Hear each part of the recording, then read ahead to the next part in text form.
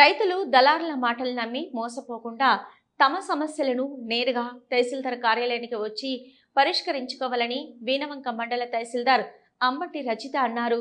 తహసీల్దార్ అంబటి రజిత మాట్లాడుతూ ఈ నెల 3 నుంచి 20వ తేదీ వరకు జరిగిన 14 గ్రామాలలో రెవెన్యూ సదస్సులు దరఖాస్తులు నిర్వహించి 2511 దరఖాస్తులు వచ్చాయని, ఇందులో 1247 సాదా బైనామా దరఖాస్తులు, 338 నిర్వాసితులకు సంబంధించిన దరఖాస్తులు, 160 మిస్సింగ్ సర్వేలు, 170 చిన్న తప్పిదాలకు సంబంధించిన దరఖాస్తులు రావడం జరిగిందని, వీటన్నింటినీ ఆగస్టు 15 లోపు పరిష్కరిస్తామని పేర్కొన్నారు. అదేవిధంగా ఇందిరమ్మ ఇళ్లకు సంబంధించిన ఇసుక కూపన్లను సైతం ఇవ్వడం జరుగుతుందని, ఇందిరమ్మ ఇల్లు కట్టుకునేవారు నేరుగా తమకొచ్చి దరఖాస్తులు అందజేయాలని సూచించారు. అదేవిధంగా రేషన్ కార్డులు అప్లై చేసుకునే వాళ్ళు ఇంకా సమయం ఉందని, మీ సేవలో దరఖాస్తు చేసుకోవాలని, ప్రజలు మధ్య దళారుల మాటలు నమ్మి మోసపోకూడదని ఆమె పేర్కొన్నారు. మనకి ఈ నెల 3వ తారీఖు నుంచి 20వ తారీఖు వరకు జరిగినటువంటి రెవెన్యూ సదస్సుల్లో భాగంగా మనకు వీణవంక మండలంలోని 14 రెవెన్యూ విలేజ్ల్లో మొత్తంగా 2511 దరఖాస్తులు మనం స్వీకరించడం జరిగింది. ప్రతి గ్రామంలో ఉదయం 10 గంటల నుంచి సాయంత్రం 4 గంటల వరకు ప్రతి రైతు వాళ్ళకి సమస్యలు ఉన్నటువంటి వారు మనకు వివిధ గ్రామాల్లో ఇచ్చినటువంటి దరఖాస్తు 2511 రావడం జరిగింది. దీంట్లో ముఖ్యంగా మనం చూసినట్లయితే ఎక్కువగా 1247 దరఖాస్తులు సాదా బైనామా కిందనే రావడం జరిగింది.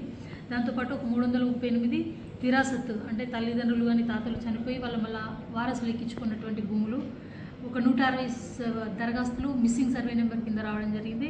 ఒక 170 ఎక్స్టెంట్ కరెక్షన్, ఇంకా ఇతరంలో చిన్న చిన్న ప్రాబ్లమ్స్ వాళ్ళ పేరు కరెక్షన్, సర్నేమ్ తండ్రి పేరు తప్పుపడడం, అలాంటి మొత్తంగా మనకు 2500 దరఖాస్తులు రావడం జరిగింది.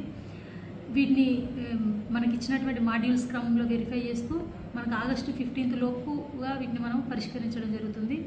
గ్రామాల్లో ఇవ్వడమే కాకుండా ఎవరైనా మేము గ్రామానికి వెళ్ళిన టైంలో అందుబాటులో ఎవరైనా రైతులు లేనట్లయితే కార్యాలయంలో ఎంఆర్ఓ కార్యాలయంలో ఎవరైనా ఉదయం 10 గంటల నుంచి సాయంత్రం 5 గంటల వరకు దరఖాస్తు ఆఫీస్లో ఇవ్వగలరు.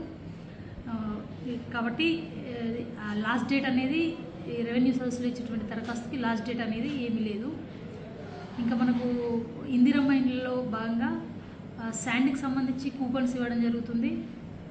మీకు నిర్దేశించినటువంటి శాండ్ రీచ్ల్లో ఆ కూపన్స్ అలాట్ చేసినటువంటి టైంలో మీరు నిర్దేశించినటువంటి రీచ్ నుండి ఆ బెనిఫిషియరీ ఇంటికి ట్రాక్టర్ అనేది రీచ్ అవ్వాల్సి ఉంటుంది.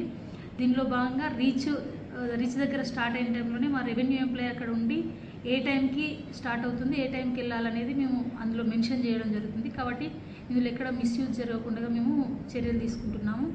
అంతేకాకుండా ఇంకేదైనా గ్రావెల్ కానీ శాండ్ కానీ ఇతర ఇందిరమ్మ ఇండ్ల బెనిఫిషరీస్కి ఎలాంటి అవసరాలు ఉన్నా కూడా నేరుగా మమ్మల్ని సంప్రదించినట్లయితే దానికి సంబంధించినటువంటి సహాయ సహకారాలు మా తరఫున మేము అందించవాలని కోరుచున్నాము.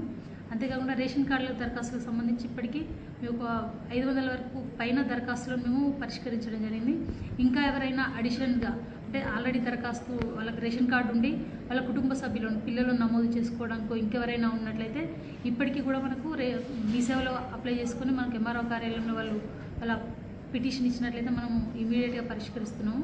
అంతేకాకుండా కొంతమంది కొత్తగా పెళ్ళైనటువంటి వాళ్ళు వాళ్ళ ఇంటి దగ్గర ఉన్నటువంటి రేషన్ కార్డు డిలీట్ చేసుకొని ఇక్కడ వాళ్ళ భార్య భర్తల కుటుంబంతో కలిసి కొత్త రేషన్ కార్డు కూడా అప్లై చేసుకుంటున్నారు. ఇలాంటి దరఖాస్తులు కూడా ఇంకా అప్లై చేసుకోవడానికి అవకాశం ఉంది.